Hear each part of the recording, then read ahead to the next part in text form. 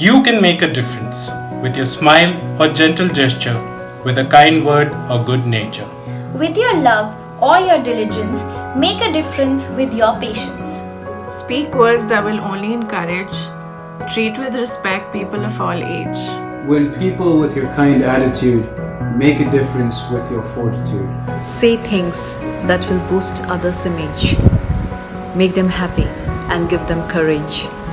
Hold your words that can only destroy. Make a difference with words you employ. Let your deeds show that you really care, and your love be genuine and be it rare. Avoid actions which no good will bear. Make a difference with love you will share. Wherever you are, make a difference. You gain nothing with your indifference. Change the world into a better place. Make a difference with your honest face. Hi friends, once again welcome to the new video program, and today I want to talk about a story that Jesus shared in the gospel. Actually it's called the parable of the sower. Jesus tells us the story by saying a farmer went to sow the seeds. Some seeds fell on the footpath. Some seeds fell on the thorny bush. Some seeds fell on the rocky ground. And some seeds fell on good soil. And then of course he's explaining to what happened to the seeds that fell in different places. The seeds that fell on a footpath, they were crushed, crumpled by people walking on top of them. The seeds that fell on thorny bush, they grew up, but because of the thorn, these seeds were crushed, these plants were crushed, and they could not produce anything, they were killed. And the thorns and the seeds that fell on a rocky ground, it began to sprout, began to grow, because the soil was deep. Because of the rocky nature, the seeds could not grow and produce. And then he talks about the last group, the seeds that fell on good soil, that grew and produced 30, 60, 100 measures. And so I want to base my reflection, my thought today on this story.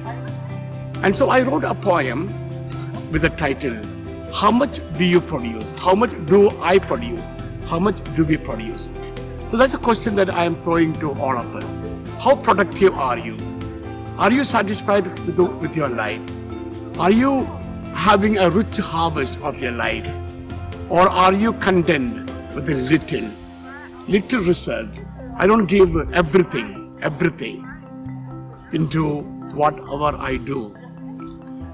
I like to tell you an interesting story about different groups of people. Basically, the three groups of people. The first group of people, they make things happen.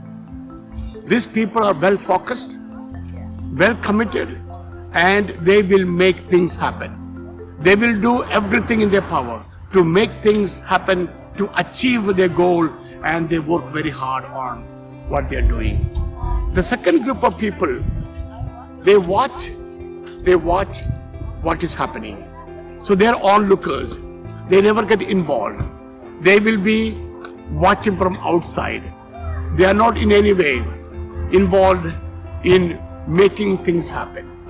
They are onlookers, they are observers, and not only they are observers, very often from my experience, I have seen them to be highly critical people who criticize what others are doing, criticize others every day, while they will not lift a finger to help in whatever way they can help.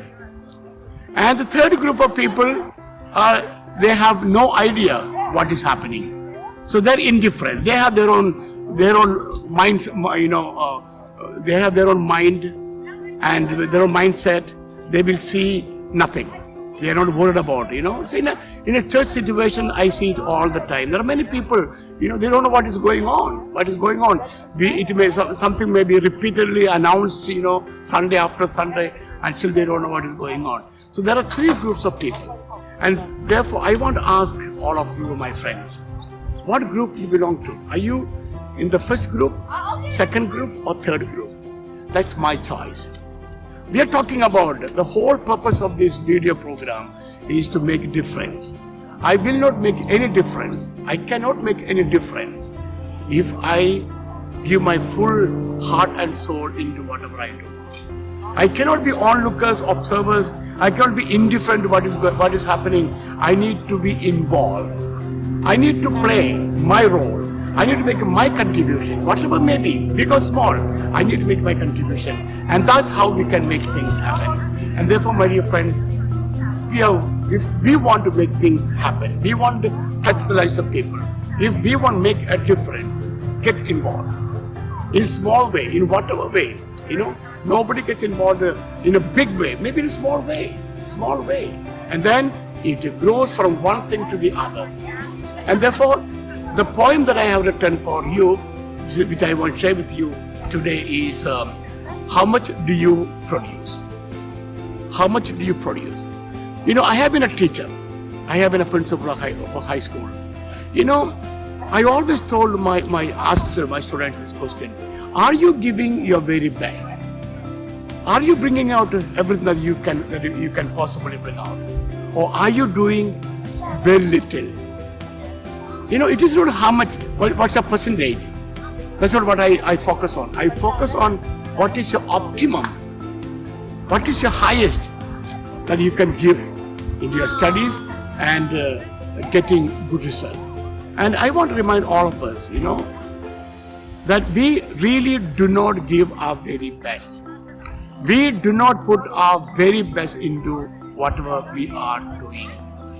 We put only little percentage, and that huge percentage is dormant, is not used.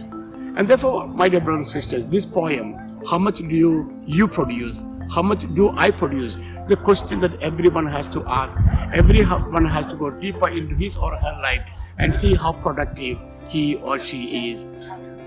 The poem, please look at the poem and look at the words, as I have always said. Look at the words, look at the lines, and see what line, what words strike you. And take that. That's the message you take home from this episode. And think over it, pray over it, and see how you can be more productive, how you can help better ways, your neighbors, your friends. Before I conclude, once again, let me invite my dear friends, please do not forget to subscribe. I need you. I need everyone. I want this to be a mission that we share with one another. Thank you and God bless.